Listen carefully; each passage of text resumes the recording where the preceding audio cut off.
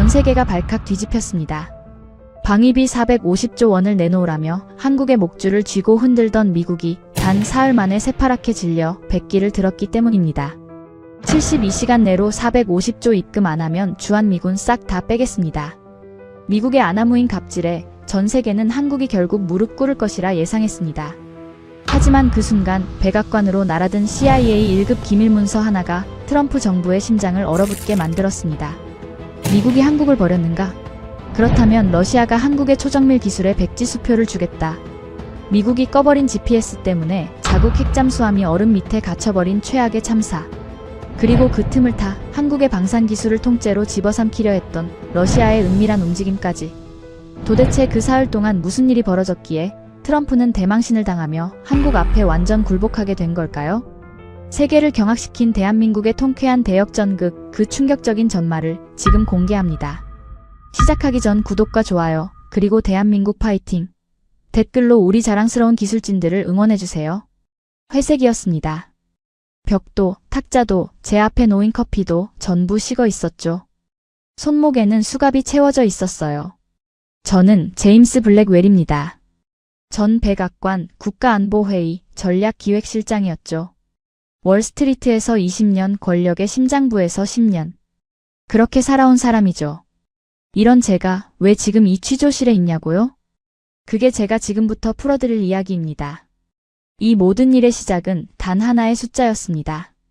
450조 원. 한국의 내민 청구서였어요. 달러로 3,500억 달러, 한화로 450조 원.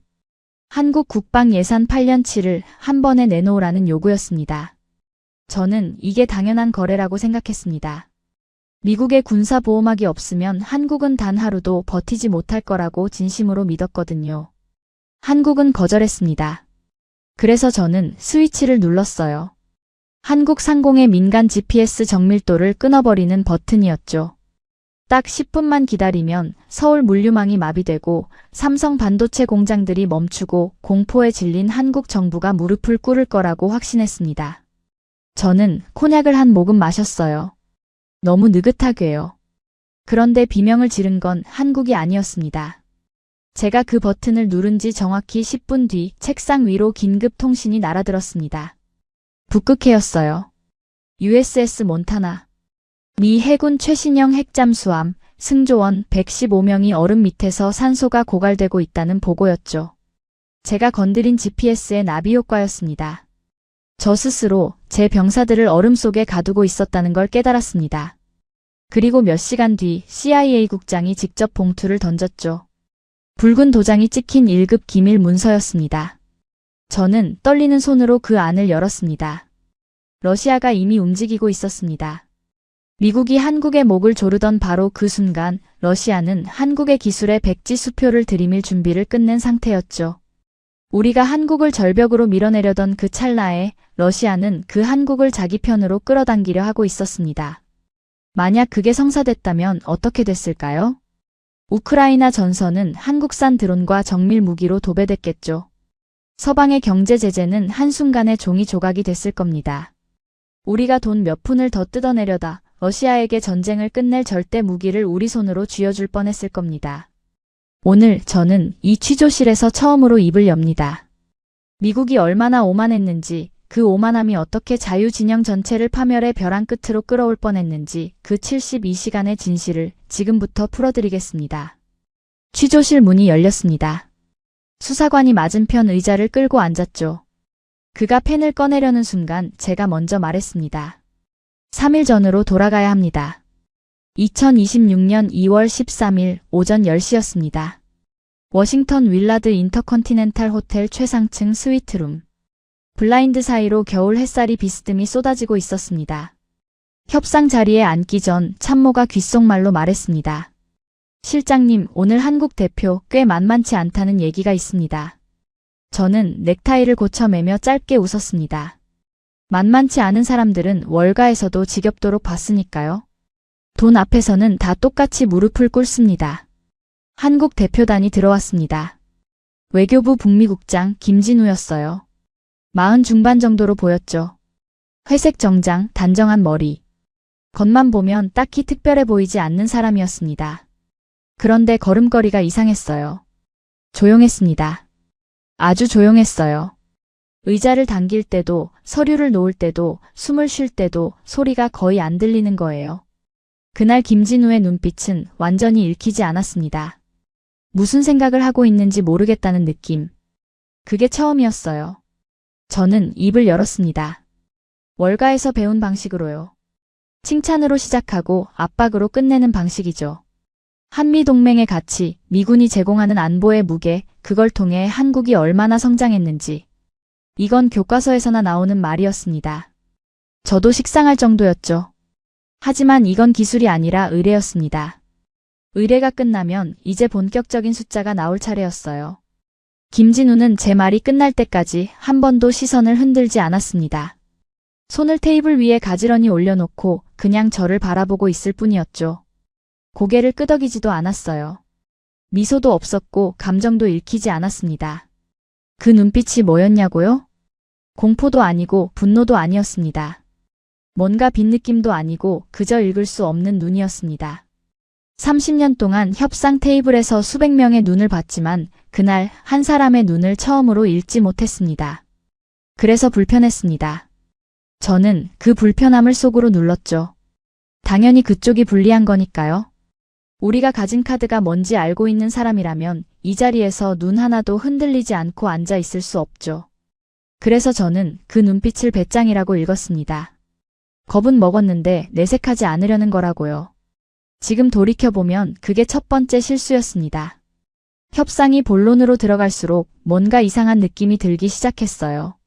제가 카드를 꺼낼 때마다 상대는 거기에 반응하지 않았습니다. 반박도 아니고 동의도 아니고 그냥 듣고 있었죠. 마치 이 대화를 이미 리허설한 것처럼요. 안보 협력 강화 요청에 김진우가 처음으로 입을 열었습니다. 찻잔을 내려놓으며 아주 짧게 말했습니다. 저희는 유료 서비스를 신청한 적이 없는데요. 그게 전부였습니다. 말이 끝나자마자 그는 다시 조용해졌어요. 회의실 안에 잠깐 침묵이 흘렀습니다. 제 참모 둘이 저를 쳐다봤습니다. 저는 인상을 쓰지 않으려 했지만 미간은 살짝 찌푸려졌겠죠. 바로 그 순간이었습니다. 저는 가죽 파일에 손을 올렸어요. 파일을 테이블 한가운데로 밀었습니다. 가죽이 대리석을 긁는 소리가 났죠. 낮고 건조한 소리였습니다. 저는 일부러 부드럽게 밀지 않았어요. 이건 제안이 아니었으니까요. 고지서였습니다. 소리 하나로 뉘앙스를 전달하는 게 월가에서 배운 기술이었죠. 파일 안에는 딱 한 장이 들어 있었습니다. 3,500억 달러. 한화로 450조 원. 한국 국방 예산 8년치를 한 번에 내놓으라는 요구였습니다. 숫자만 놓고 보면 이건 협상이 아니라 항복 요구였습니다. 저도 알고 있었죠. 그런데 저는 그걸 문제라고 생각하지 않았습니다. 상대가 거부할 수 없는 숫자로 눌러버리면 협상 테이블이 자연스럽게 제 쪽으로 기울었습니다. 그게 제 방식이었죠. 김진우가 파일을 열었습니다. 한 장짜리 문서를 읽었죠. 10초, 길어봐야 15초였습니다. 그리고 나서 그가 한 행동이 뭔지 아십니까? 안경을 벗은 겁니다. 윗주머니에서 천을 꺼내더니 아주 천천히 정성스럽게 닫기 시작했습니다. 급하지도 않았고 서두르지도 않았습니다. 마치 회의가 잠깐 쉬는 것처럼 그냥 자기 할 일을 하고 있는 것 같았죠. 회의실에 있던 미국 측 인원 전부가 그 손동작을 바라보고 있었습니다. 저도 보고 있었죠. 그 조용한 행동이 이상하게 공기를 눌러버렸습니다. 안경을 고쳐 쓰고 그가 입을 열었습니다. 계산이 틀리셨습니다, 실장님. 목소리는 낮았습니다. 화를 낸 것도 아니고 떨리는 것도 아니었죠. 엄청 차분하고 건조한 사실을 말하는 사람의 목소리였습니다. 저희는 유료 서비스를 신청한 적이 없습니다. 따라서 요금을 낼 이유도 없습니다. 제 참모 중 하나가 헛기침을 했습니다. 저는 눈으로 제지를 했습니다. 괜찮습니다. 예상했던 패턴이었으니까요. 거절은 협상의 시작이니까요. 저는 몸을 앞으로 기울이며 두 번째 카드를 꺼냈습니다. 거부하시면 72시간 안에 주한미군 철수 절차를 시작하겠습니다. 반응이 없었습니다. 그리고 보너스로 하나 더. 한국 상공의 민간 GPS 정밀도를 군사 등급에서 민간 등급으로 내리겠습니다. 오차 30m 이상으로요. 삼성 물류망, 인천항 하역 시스템, 금융 데이터 동기화까지 전부 멈춥니다. 감당하실 수 있겠습니까? 이번에는 김진우가 저를 똑바로 봤습니다. 3초 정도였을 겁니다. 그 시선이 불편했냐고요? 아니요. 저는 그 3초 동안 드디어 반응이 나왔다고 생각했습니다. 흔들렸다고 봤죠. 지금 생각하면 그 3초 동안 그가 저를 어떻게 봤는지 알 것 같습니다. 안쓰러움이었을 거예요. 그는 서류 가방을 천천히 챙겼습니다. 그리고 일어나며 마지막으로 말했습니다. 실장님, 지금 이 자리에서 이렇게 강제로 합의를 끌어내시면 다음에 한국을 찾게 될 손님은 미국이 가장 두려워하는 나라가 될 겁니다. 그게 그의 마지막 말이었습니다. 문이 닫혔습니다. 저는 빈 의자를 바라봤고 코웃음을 쳤습니다. 협박 같지도 않은 협박이었으니까요. 저는 그 말의 의미를 48시간 뒤에야 이해했습니다. 온몸이 떨리면서요. 백악관으로 돌아오는 차 안에서 저는 이미 버튼을 누를 준비를 하고 있었습니다. 백악관 집무실로 돌아온 건 오후 3시였습니다. 코트를 벗지도 않았어요. 책상 앞에 바로 앉아서 국방부 보안 터미널을 열었죠. 비밀번호를 치는 손이 평소보다 빨랐습니다. 화가 나 있었거든요. 정확히는 화가 난 게 아니라 자존심이 긁혔습니다.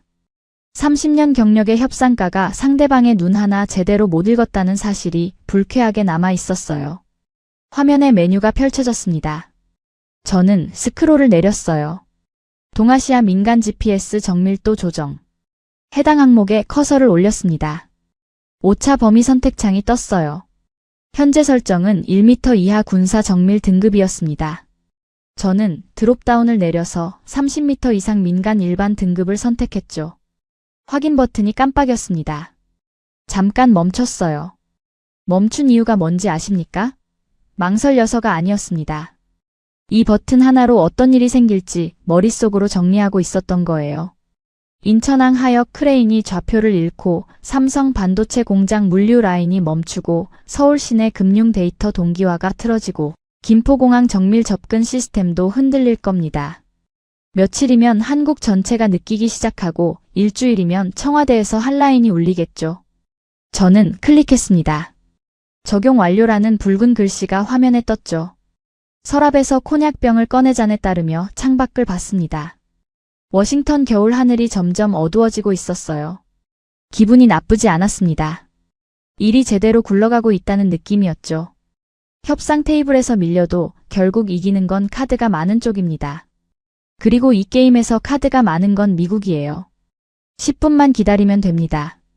그리고 나서 30분, 1시간. 그쯤 되면 한국 언론의 긴급 뉴스가 뜰 겁니다.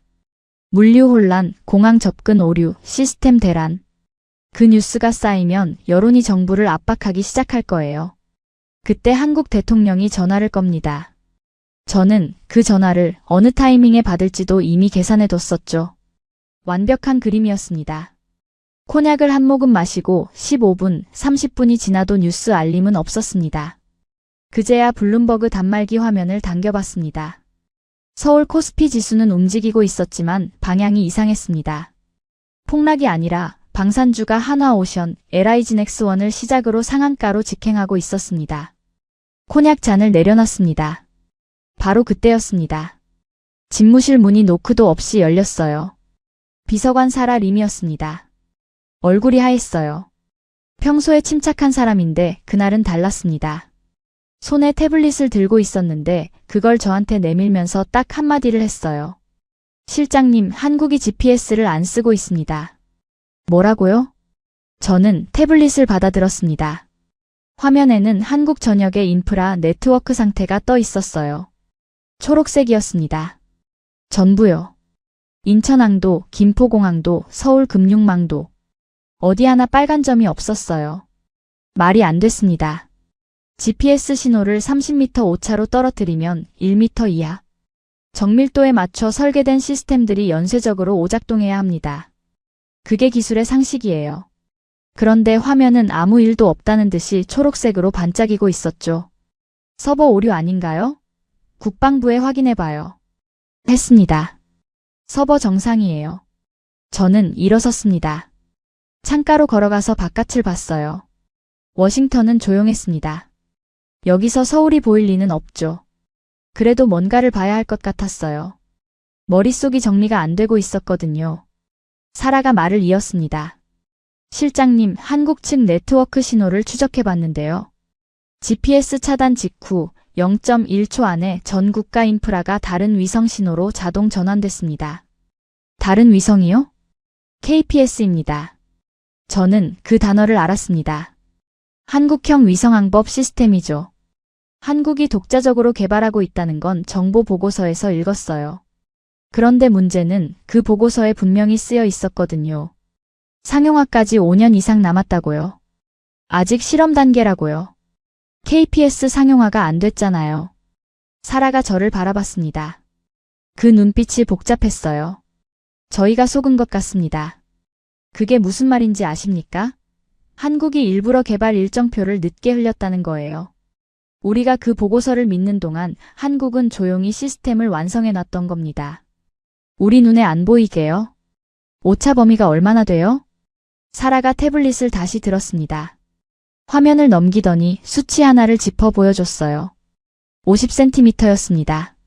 저는 그 숫자를 2번 읽었어요. 50cm, 미군 군사 정밀 등급 1m 이하보다 한참 더 정밀한 값이었습니다. 그제야 깨달았습니다. 우리가 눈을 가리려던 나라가 처음부터 우리보다 훨씬 더 밝은 눈을 뜨고 있었다는 걸요. 이마에 식은땀이 났습니다. 그런데 진짜 문제는 거기서 끝나지 않았어요. 저는 자리에 앉아서 상황을 정리하려 했습니다. 좋습니다. GPS가 통하지 않았어요. 그러면 다른 방법을 찾으면 됩니다. 미국이 가진 카드는 이것 하나가 아니니까요. 그 생각을 하고 있는데 태평양 사령부에서 긴급 통신이 들어왔습니다. 스피커에서 목소리가 터져 나왔어요. 긴급 상황. 북극해 작전구역 USS 몬타나함 위성통신 두절. 위치 확인 불가. 응답 없음. 저는 자리에서 굳어버렸습니다. 몬타나. 미 해군 최신형 핵잠수함이었어요. 승조원 115명, 토마호크 미사일 수십 기를 탑재한 수조 원짜리 우리의 자산이었습니다. 그게 지금 북극해 얼음 밑에서 연락이 끊겼다는 겁니다.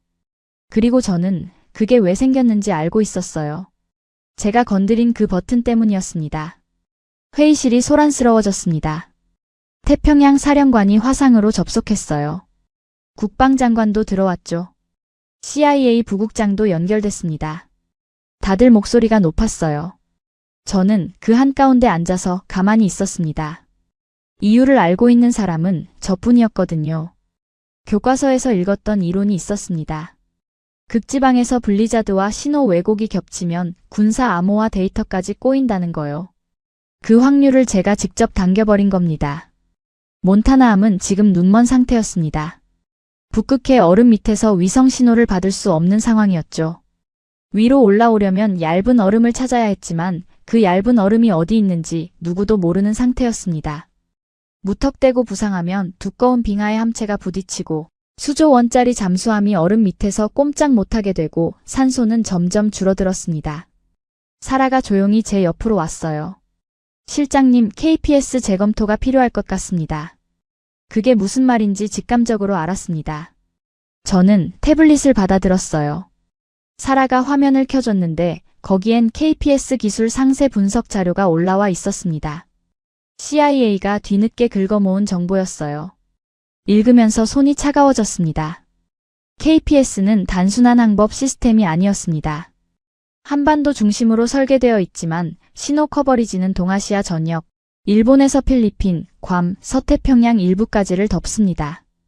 오차 범위 50cm는 골프공 하나를 구별할 수 있는 정밀도였습니다.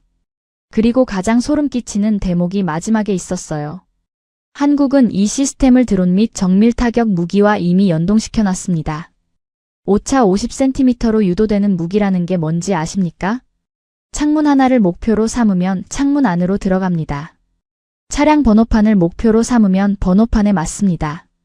그 정밀도가 이미 실전 체계로 묶여 있었어요. 우리가 호구라고 불렀던 나라가 우주에서 미군의 일거수일투족을 50cm 오차로 내려다보고 있었던 겁니다. 저는 자료를 내려놨습니다. 회의실에서는 여전히 몬타나함 구조 방법을 두고 고함이 오가고 있었어요. GPS 재보정을 위해 위성 재배치가 필요하고 최소 6시간이 걸린다는 말이 들렸습니다. 6시간. 그 안에 산소가 버텨주느냐의 문제였죠. 저는 조용히 손을 들었어요. KPS 신호 활용 가능성을 검토해봐야 합니다.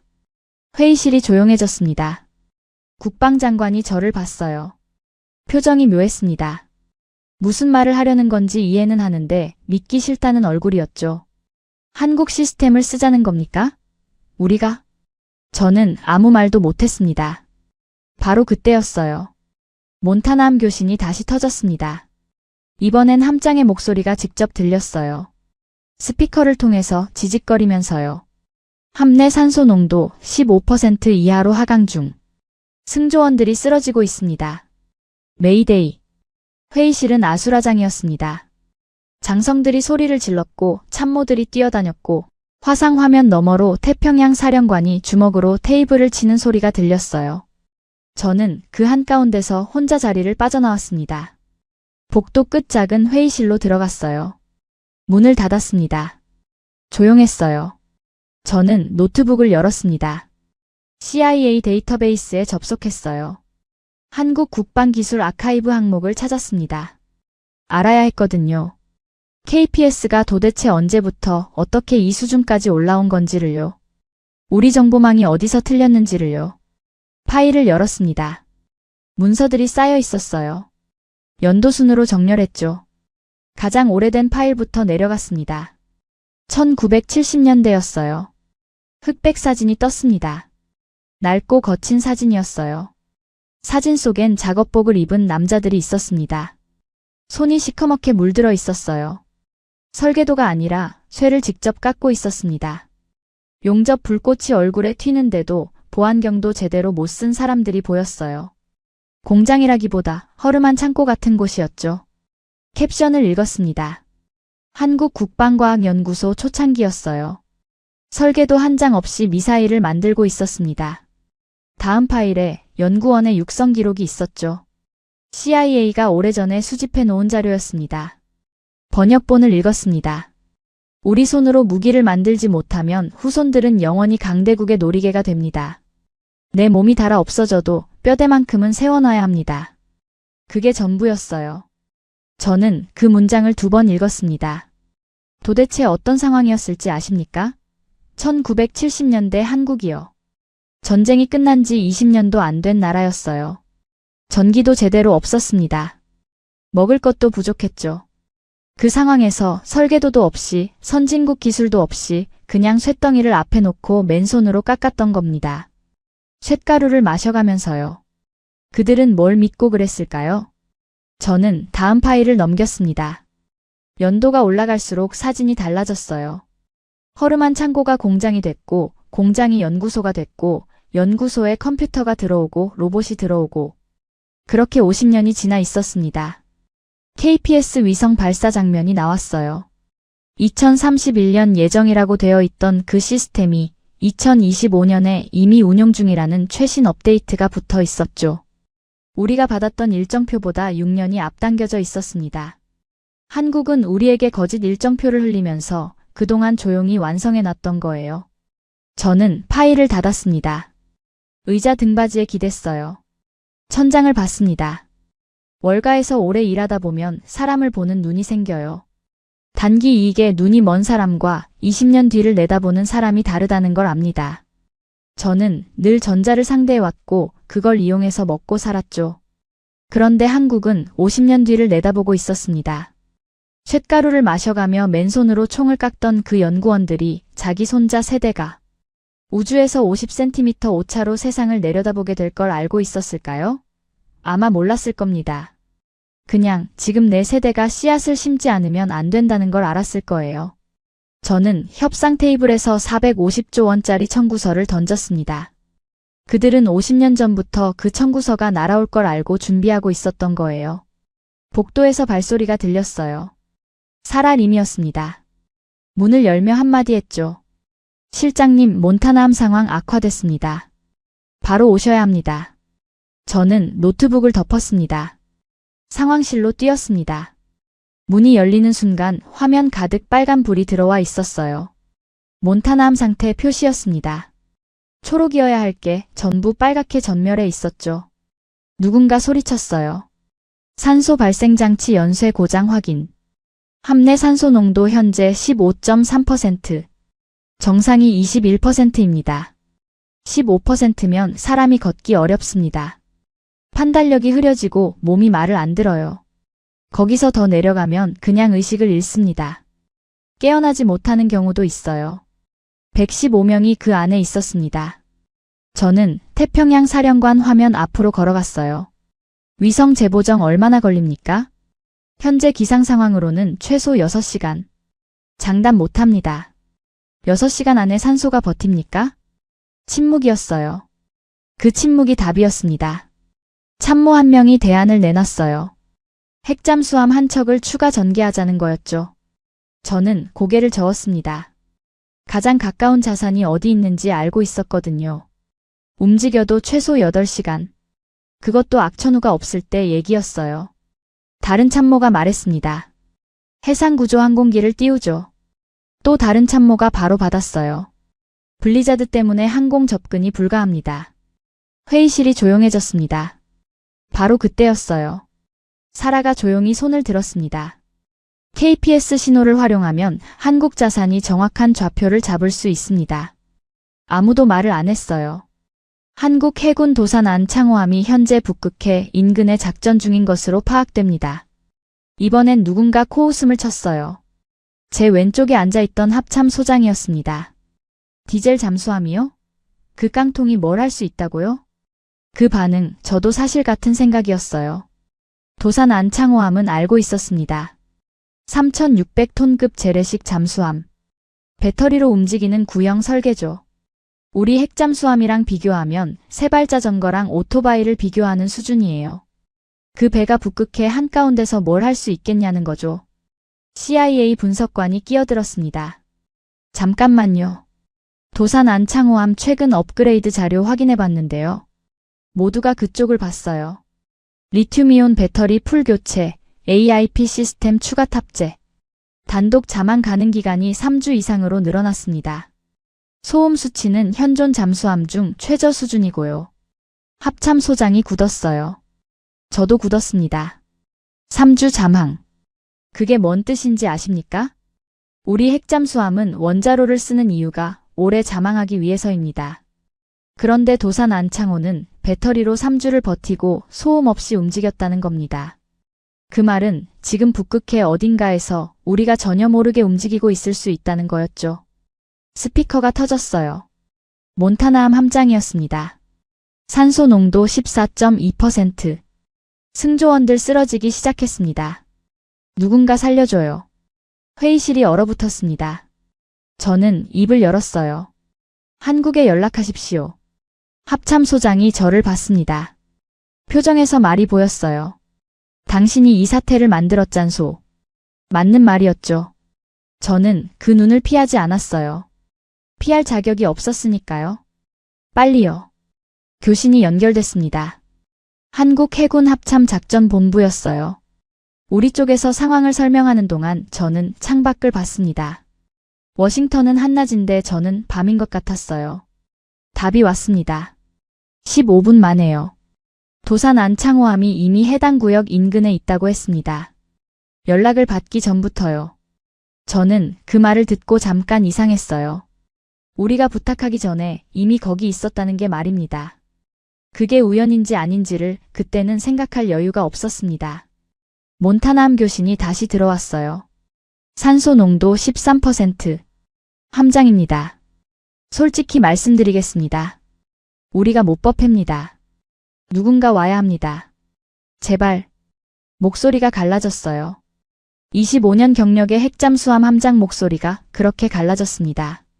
저는 그 목소리를 듣는 내내 손을 쥐고 있었어요. 책상 아래에서요. 아무도 못 보세요. 서류 가방에서 승조원 명단을 꺼낸 사람이 있었습니다. 참모 한 명이었어요. 왜 꺼냈는지는 모르겠어요. 그냥 꺼냈더군요. 저는 시선이 그쪽으로 갔습니다. 맨 위에 이름이 보였어요. 함장 이름이었죠. 아래로 내려가니까 나이가 적혀 있었습니다. 부함장이 35이었어요. 소나 담당관이 26이었고요. 그 옆에 메모가 있었습니다. 2달 전 딸이 태어났다는 메모였어요. 26살 딸이 있는 아이가 지금 북극해 얼음 밑에서 산소가 떨어져 쓰러지고 있었습니다. 제가 버튼을 눌렀으니까요. 저는 그 명단에서 눈을 뗐습니다. 그걸 계속 보고 있으면 회의실에서 무너질 것 같았습니다. 화면에서 도산 안창호함 위치 표시가 움직였어요. 접근 중이었습니다. 몬타나함까지 거리가 화면에 표시됐어요. 4200m, 3800m. 줄어들고 있었습니다. 회의실이 조용해졌어요. 다들 그 숫자만 봤습니다. 3200m, 2600m. 합참소장이 중얼거렸어요. 저도 들었습니다. 소음이 없어. 어떻게 소음이 없지? 맞는 말이었어요. 저 두께의 빙하 밑에서 저 속도로 움직이는 잠수함이라면 소나에 뭔가 잡혀야 합니다. 그런데 화면에 아무것도 안 보였어요. 좌표만 있고 신호는 없었죠. 유령처럼 움직이고 있었습니다. 1800m, 1200m. 몬타나함 교신이 또 들어왔어요. 이번엔 소나 담당관 목소리였습니다. 함장님, 전방 1km. 미식별 물체 접근 중입니다. 소음이 없습니다. 해양생물 패턴도 아닙니다. 이게 뭔지 모르겠습니다. 함장이 대답했어요. 러시아냐? 아닙니다. 러시아 신호 패턴이 아닙니다. 이 배는 없는 것처럼 움직이고 있습니다. 회의실에서 누군가 숨을 삼켰습니다. 500m, 300m. 그리고 스피커에서 낯선 목소리가 흘러나왔어요. 한국어 억양이었습니다. 그런데 영어였어요. 아주 낮고 아주 차분한 목소리였죠. 여기는 대한민국 해군 도산 안창호함입니다. 귀함의 위치와 상황을 파악했습니다. 우리가 올라갈 길을 열겠습니다. 대기하십시오. 회의실이 완전히 굳었어요. 대한민국 해군. 우리가 디젤 깡통이라고 불렀던 그 배가 세계 최고 미 해군의 소나망을 완벽히 속이고 북극해 한가운데 얼음 밑에서 죽어가는 115명 코앞까지 소리 없이 와 있었습니다. 저는 자리에서 일어났어요. 무릎이 살짝 떨렸습니다. 도산 안창호함이 움직였습니다. 화면의 좌표가 실시간으로 업데이트됐어요. 회의실에 있는 사람 전부가 그 숫자만 봤습니다. 말하는 사람이 없었어요. 숨소리도 거의 안 들렸죠. 그 분위기가 어땠냐고요? 경기장에서 9회 말 마지막 타자가 배트를 드는 순간 같은 거였어요. 누구 편인지도 모르겠는데 그냥 숨을 참게 되는 그 순간이요. 그런데 이상했습니다. 도산 안창호함은 화면에 좌표만 떴어요. 신호가 없었습니다. 소나에도 안 잡혔고 레이더에도 안 잡혔어요. CIA 분석관이 장비 이상 여부를 3번이나 확인했죠. 장비는 정상이었어요. 그냥 그 배가 물속에서 없는 것처럼 움직이고 있었던 겁니다. 합참소장이 중얼거렸어요. 저게 어떻게 가능하지? 그건 질문이 아니었습니다. 혼잣말이었죠. AIP 시스템이라는 게 있어요. 공기 불필요 추진 방식이라고 산소 없이도 배터리를 충전하면서 움직이는 기술입니다. 디젤 잠수함에 이걸 달면 소음이 거의 제로에 가까워져요. 리튬이온 배터리까지 결합하면 더 조용해지고요. 우리가 도산 안창호함을 깡통이라고 불렀을 때 그 배가 이미 이 시스템을 달고 있었던 겁니다. 3주 잠항. 소음 제로. 그게 장난이 아니라는 걸 화면을 보면서 실감했습니다. 몬타나함에서 교신이 들어왔어요. 소나 담당관이었습니다. 전방 200m. 한국함 확인. 어뢰 발사관 개방 감지됩니다. 회의실에서 누군가 벌떡 일어섰어요. 합참 소장이었습니다. 어뢰요? 저도 순간 굳었어요. 어뢰 발사관이 열렸다는 게 맥락을 모르면 공격으로 읽힐 수 있으니까요. 그런데 도산 안창호함에서 교신이 들어왔습니다. 특수 쇄빙 어뢰 장전 완료. 빙하 두께 측정 데이터 KPS 연동 확인. 목표 좌표 설정 완료. 발사 전 몬타나함 후퇴 요청. 500m 이상. 특수 쇄빙 어뢰. 저는 그 단어를 처음 들었어요. CIA 분석관이 키보드를 두드렸습니다. 30초 뒤에 화면을 저한테 돌렸어요. 한국이 독자 개발한 어뢰였습니다. 일반 어뢰가 아니라 빙하의 약한 지점을 정밀 타격해서 구멍을 여는 용도로 개발된 특수 장비였어요. KPS의 50cm 오차 좌표로 빙하를 분석하고 가장 얇은 지점을 찾아서 정확히 쏜다는 거였죠. 저는 화면을 봤습니다. 그 어뢰가 지금 장전되어 있는 겁니다. 몬타나함이 뒤로 빠졌어요. 도산 안창호함이 위치를 잡았습니다. 회의실에 있는 전원이 화면을 뚫어지게 봤어요. 저도 봤습니다. 15초, 20초. 아무 소리가 없었어요. 그리고 스피커에서 한국 함장의 목소리가 들렸습니다. 발사. 쾅 소리가 났습니다. 스피커를 통해서도 들렸어요. 둔탁하고 무거운 폭발음이었죠. 수중 폭발 특유의 소리였습니다. 낮게 울렸어요. 회의실 안에 있는 사람들이 동시에 화면을 봤습니다. 좌표가 바뀌기 시작했어요. 몬타나함이 움직였습니다. 위로요. 수직으로 상승하는 좌표가 화면에 찍혔어요. 속도가 붙었습니다. 빨라졌어요. 그리고 북극해 해수면 좌표에 점이 찍혔습니다. 수면 접촉 확인. 누군가 소리를 질렀어요. 기쁨인지 안도인지 구분이 안 됐습니다. 그냥 소리가 터진 거였죠. 다른 사람들도 따라 소리를 질렀어요. 악수를 하는 사람도 있었고 눈물을 훔치는 사람도 있었습니다. 저는 자리에 앉아 있었어요. 기쁘지 않았냐고요? 기뻤습니다. 솔직히 115명이 살았다는 사실에 안도감이 밀려왔어요. 그런데 그 안도감 바로 뒤에 다른 감정이 따라왔습니다. 더 무거운 것이었죠. 교신이 들어왔어요. 몬타나함 함장이었습니다. 목소리가 달랐어요. 올라오기 전과 달리 숨이 차 있었지만 안정됐습니다. 도산 안창호함 감사합니다. 전원 생존. 한국 함장이 대답했어요. 수고하셨습니다. 그게 전부였어요. 짧았습니다. 그런데 그 짧음이 더 묵직했죠. 몇 시간 뒤에 그 장면이 전 세계로 나갔습니다. 도산 안창호함에서 띄운 드론이 있었어요. 악천후 속에서도 고화질 영상을 찍고 있었고 그게 국제 해난 구조 채널을 통해 송출됐습니다. 세계가 본 장면은 이겁니다. 북극해 한가운데 두꺼운 빙하를 뚫고 솟구쳐 오른 미 핵잠수함. 그 옆에 조용히 떠있는 한국의 재래식 잠수함.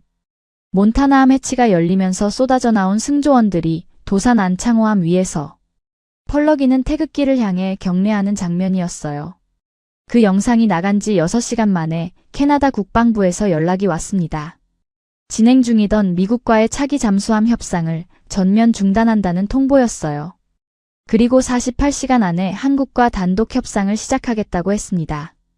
계약 규모는 60조 원이었어요. 미국 방산주가 무너지기 시작했습니다. 유럽 항만들이 움직였어요. 독일, 네덜란드, 덴마크 항만 운영사들이 KPS 인증 시스템 도입을 검토하겠다는 성명을 냈습니다. 낡은 미국 GPS 대신 한국 시스템으로 넘어가겠다는 거였죠. 저는 그 뉴스들을 한 줄씩 읽었습니다. 머릿속이 멍했어요. 월가에서 20년 동안 시장이 무너지는 걸 옆에서 봤는데 이건 그것과는 달랐습니다. 시장은 다시 오르거든요. 그런데 신뢰는 한 번 무너지면 다르게 쌓여요. 원래 모습으로는 안 돌아옵니다. 제가 만든 일이었습니다.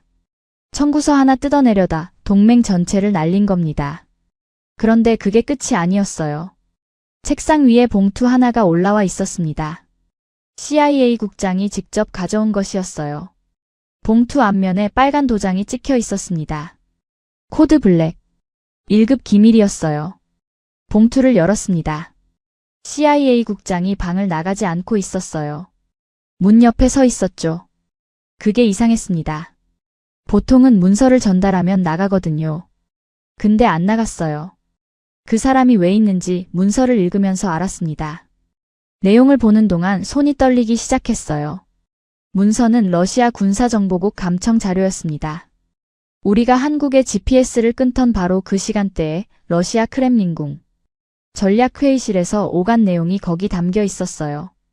읽어드리겠습니다. 미국이 한국과의 동맹의 균열을 만드는 순간 한국은 러시아에게 3가지 파트너가 된다는 문장이 눈에 박혔습니다. KPS 신호망. 한국산 드론, 정밀 유도 무기. 이 세 가지가 러시아 손에 넘어가면 나토 방어선은 종이 조각이 됩니다. 그 뒤에 적힌 한 줄이 마음까지 뚫렸습니다. 지금이 그 타이밍이다. 제가 버튼을 누른 그날 러시아는 이미 한국을 향해 움직이고 있었던 겁니다. 우리가 한국의 목을 조르는 걸 보면서 러시아는 그걸 기회로 읽었어요. 한국이 홧김에 손을 내밀면 바로 잡겠다고 준비하고 있었던 거죠. 페이지를 넘겼어요. 러시아 전선 현황 분석이 있었습니다. 교착 상태가 14개월째 이어지고 있다는 내용이었어요. 그 교착을 단번에 뒤집을 수 있는 변수가 뭔지를 러시아가 분석한 자료였죠.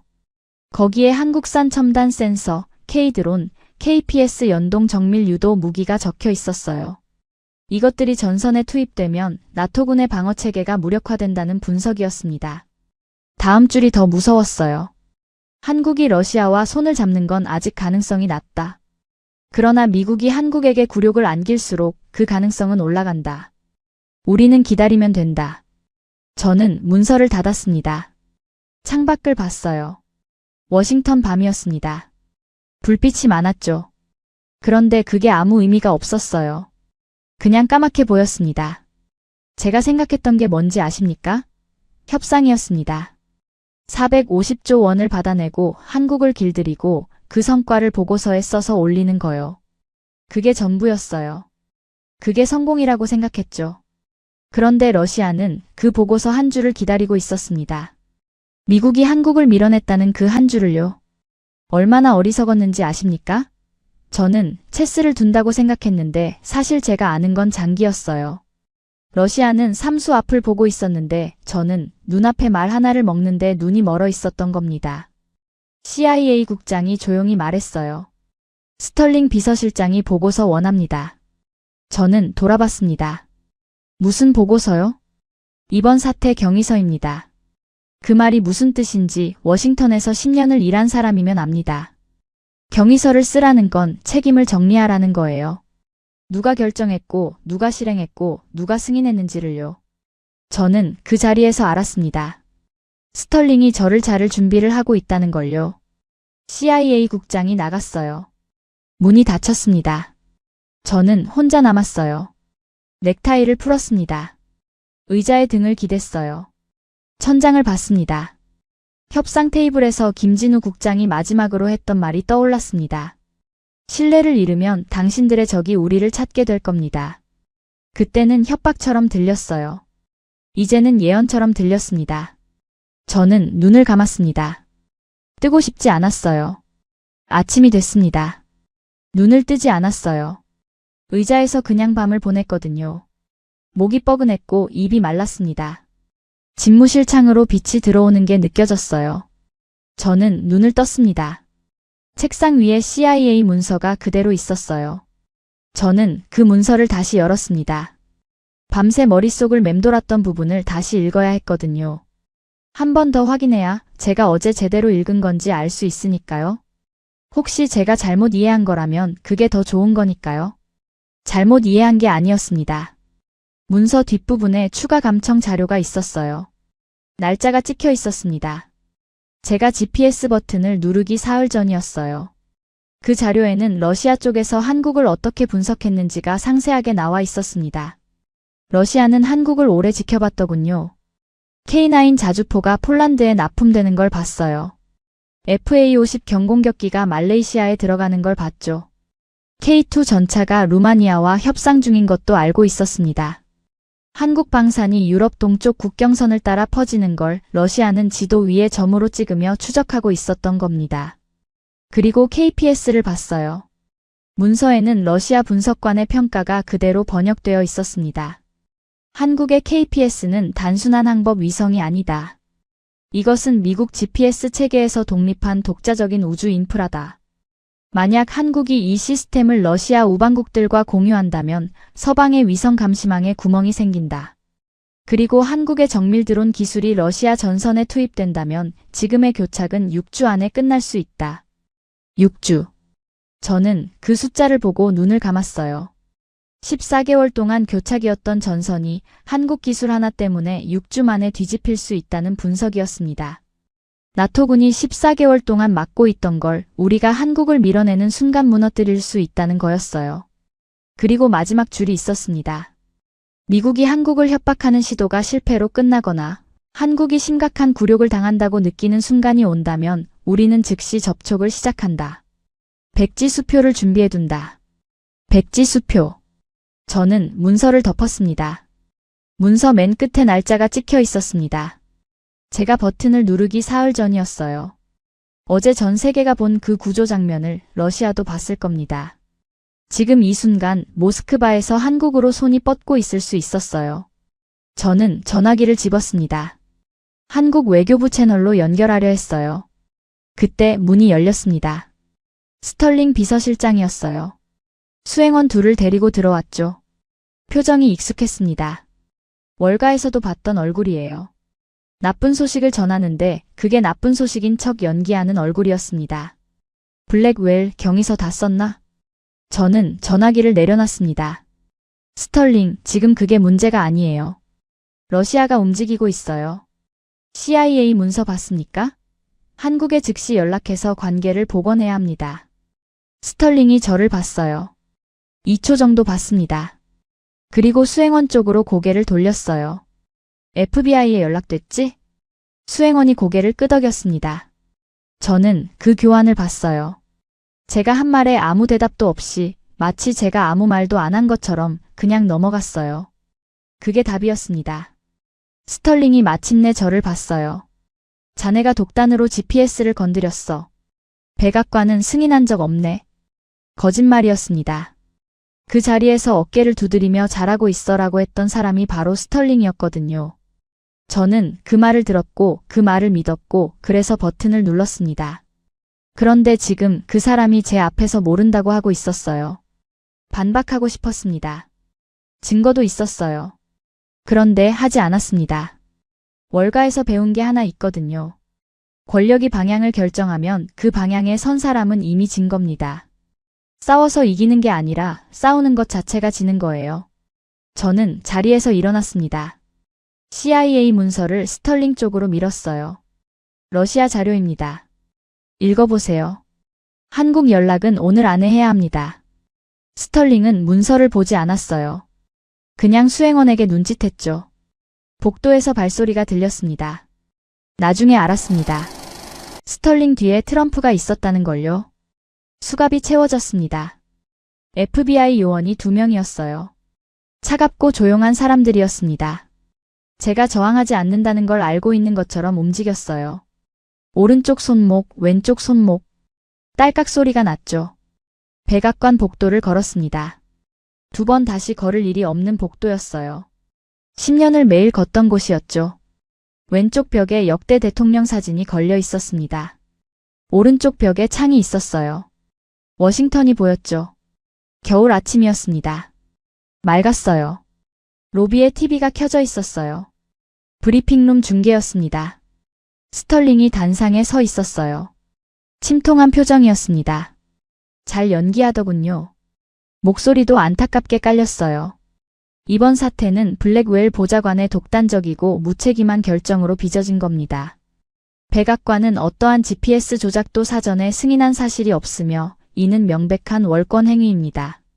저는 걸으면서 그 화면을 봤습니다. 웃음이 나올 줄 알았어요. 그런데 안 났어요. 그냥 봤습니다. 화가 나지도 않았어요. 이미 알고 있었으니까요. 권력이 꼬리를 자를 때 꼬리는 자기가 잘릴 거라는 걸 안 이상 준비가 되어 있어야 합니다. 저는 준비가 안 되어 있었어요. 그게 문제라면 문제였죠. TV 화면이 바뀌었습니다. 뉴스였어요.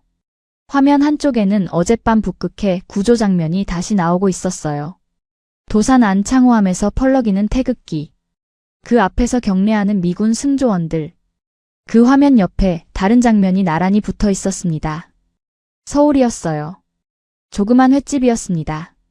허름한 테이블에 사람들이 모여 있었어요. 양복 차림도 있었고 작업복 차림도 있었죠. 소주잔을 들고 있었어요. 카메라가 그쪽을 비추자 다들 잠깐 손을 들었다가 내렸습니다. 환호하거나 소리 지르지 않았어요. 그냥 잔을 부딪혔어요. 조용히요. 화면 자막에 이름이 떴습니다.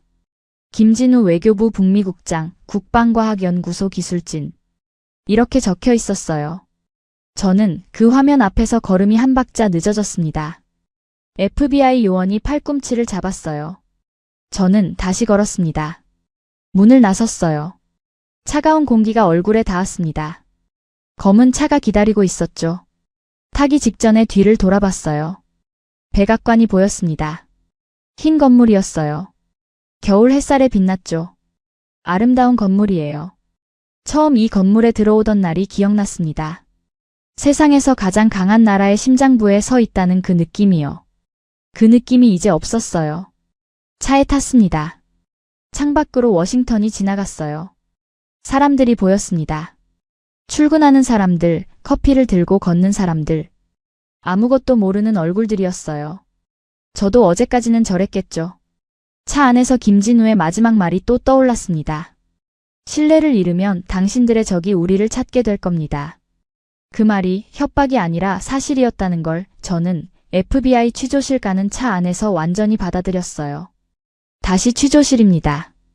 수사관이 맞은편에 앉아 있어요. 제가 지금껏 말한 걸 다 받아 적었죠. 펜을 내려놓더니 서류를 밀었습니다. 진술서였어요. 저는 그 종이를 봤습니다.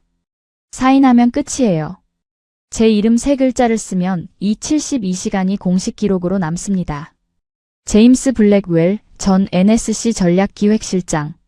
450조 원 청구서를 던지고 GPS 스위치를 눌렀고 115명을 얼음 밑에 가뒀고 러시아에게 문을 열어줄 뻔한 사람. 그게 제 기록이 됩니다. 사인했습니다. 펜을 내려놓는 순간 이상하게 몸이 가벼워졌어요. 무거운 걸 내려놓은 것 같은 느낌이었습니다. 잘못된 일을 하면서도 계속 밀어붙이는 데 들어가는 힘이 있거든요. 그 힘을 쓰는 게 얼마나 피곤한 일인지 내려놓고 나서야 알았습니다. 수사관이 서류를 챙겨 일어났어요. 저는 혼자 남았습니다. 테이블 위에 압수된 제 소지품이 담긴 비닐봉투가 있었어요. 지갑, 넥타이핀, 시계, 그리고 스마트폰. 한국 삼성이었어요. 참모가 작년에 보안 테스트 용도로 쓰라고 줬던 건데 쓰다 보니 그냥 계속 쓰게 됐죠. 알림 표시 등이 깜빡이고 있었습니다. 어둑한 취조실에서 그것만 조용히 빛났어요. 저는 그 불빛을 한참 봤습니다. 이런 나라가 어떻게 여기까지 온 걸까요? 먹을 것도 없던 시절에 작업복 하나 걸치고 쇠를 깎던 사람들이 있었습니다. 그들이 심은 씨앗은 50년이 지나서 우주의 위성, 심해의 잠수함, 50cm 눈으로 세상을 내려다보는 기술이 됐습니다. 그리고 그 눈이 북극해 얼음을 뚫었습니다. 저는 그걸 적으로서 처음 느꼈습니다. 저는 월가에서 20년을 일했어요. 숫자가 곧 힘이라고 믿었고 더 큰 숫자를 가진 쪽이 항상 이긴다는 확신을 가지고 있었죠. 그래서 450조 원이라는 숫자를 던질 때도 이길 수 있다고 확신했습니다. 그런데 세상에는 숫자로 살 수 없는 게 있더군요. 50년의 시간, 쇳가루를 마시는 각오, 강대국이 뭐라 해도 흔들리지 않는 눈빛이었습니다. 그게 바로 김진우 국장의 눈빛이었어요.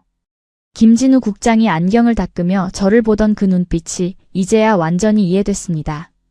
그건 배짱이 아니라 준비된 사람의 눈빛이었습니다. 50년 전 조상들이 물려준 걸 알고 있는 사람의 눈빛이었습니다. 저는 오늘 이 취조실 카메라 너머로 혹시나 제 목소리를 듣고 있을 한국의 평범한 사람들에게, 아니, 그 역사를 만들어 온 분들에게 묻고 싶습니다. 6.25 전쟁 이후 아무것도 없던 땅에서 공장을 세우고 손이 트고 허리가 굽도록 일하며 오늘의 대한민국을 만드신 분들이요. 여러분이 살아온 그 세월이 지금 북극해 얼음을 뚫었습니다. 여러분이 버텨온 그 시간이 지금 우주에서 50cm 오차로 세상을 내려다보고 있어요. 여러분이 심어둔 씨앗이 지금 꽃이 됐습니다. 저는 그걸 적으로서 확인했습니다. 미국이 호령하던 시대가 끝나가는 걸 이 차가운 취조실에서 목격했습니다. 그 자리를 채우는 나라가 어딘지도 봤어요. 소리 없이, 그러나 아무도 막을 수 없게. 한국이 오고 있었습니다. 취조실 형광등이 윙 소리를 냈어요. 삼성 스마트폰 알림 불빛이 한번 깜빡이고 꺼졌습니다. 저는 눈을 감았어요. 팍스 코리아나. 그 시대가 이미 시작됐습니다. 여러분, 오늘 이야기 어떠셨나요? 가슴이 뜨거워지셨다면 댓글에 대한민국 최고 한 줄 남겨주세요. 다음 영상에서는 여러분께 더 큰 감동을, 더 큰 자긍심을 드리는 이야기로 돌아올게요. 감동 너구리였습니다. 감사합니다.